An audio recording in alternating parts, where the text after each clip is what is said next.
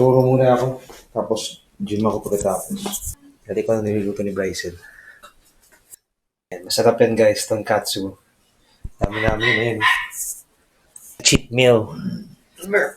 Yan, ito cheat meal yan. Meron pa dito, tinan nyo. May spam, may beans sauce. Ako po, may beans pa. Let's go, let's na ako! Handa ko na si Tutoy. Tutoy! Hi!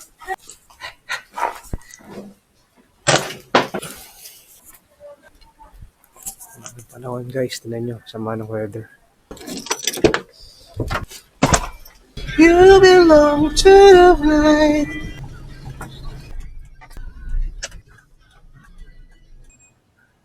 Let's go.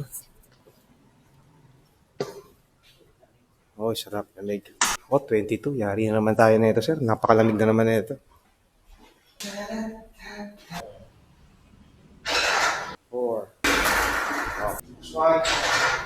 Alright. Workout na tayo, guys. Meron pa tayong 16 weeks. Event na sasalihan next year. Let's go. Ano guys, marami pa rin nag-jogging. Oh. Kahit na muulan. Voice over, pasok.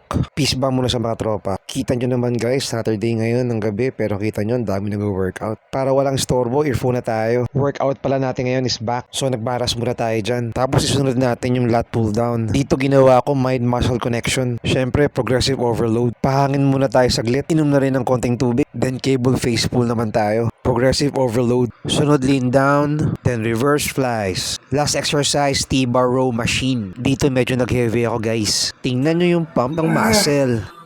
Pucha, nakakatamad talaga pag gantong umuulan. So guys, natapos na naman tayo.